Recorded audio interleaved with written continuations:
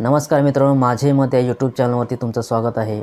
तर मित्रांनो, आज आपण चर्चा करणार आहोत इलेक्ट्रॉल बॉन्ड म्हणजे काय व ते कोण खरेदी करू शकतो व तो खरेदी करण्याचा कार्यकाळ किती असतो व तो कुठे मिळतो व सर्वसामान्य माणूस तो इलेक्ट्रॉल बॉन्ड खरेदी करू शकतो का व त्याचा फायदा कोणाला होतो.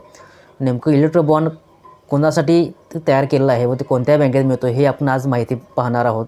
तर चला तर मग पाहूया इलेक्ट्रॉल बॉन्ड म्हणजे काय व त्याविषयीची माहिती. इलेक्ट्रॉल बॉन्ड म्हणजे काय? भारत सरकारने 2017मध्ये इलेक्ट्रॉल बॉन्डची योजना जाहीर केली. ही योजना सरकारने 29 जानेवारी 2018 रोजी कायदेशीररित्या लागू केली. सोप्या भाषेत सांगायचे झाल्यास इलेक्ट्रॉल बॉन्ड हे राजकीय पक्षांना देणगी देण्याचे आर्थिक साधन आहे. हे कोण खरेदी करू शकतो?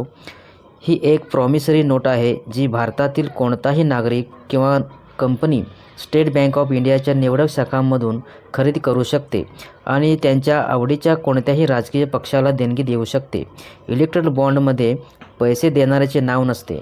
या योजनेअंतर्गत स्टेट बँक ऑफ इंडियाच्या निवडक शाखांमधून 1,000, 10,000, 1,00,000, 10,00,000 आणि 1 कोटींचे कोणत्याही मूल्याचे इलेक्ट्रॉल बॉन्ड खरेदी करता येतात. इलेक्ट्रॉल बॉन्डचा कार्यकाळ किती असतो? फक्त 15 दिवसांचा कार्यकाळ असतो. हे कोणाला मिळते?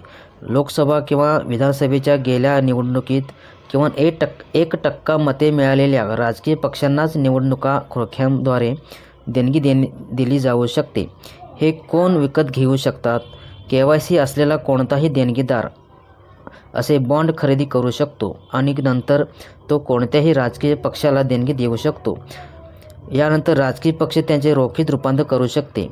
सरकारच्या म्हणण्यानुसार इलेक्ट्रॉल बॉन्डच्या माध्यमातून काळ्या पैशाला आळा बसेल आणि निवडणुकीत देणग्या म्हणून दिलेल्या रकमेचा हिशोब ठेवता येईल. धन्यवाद.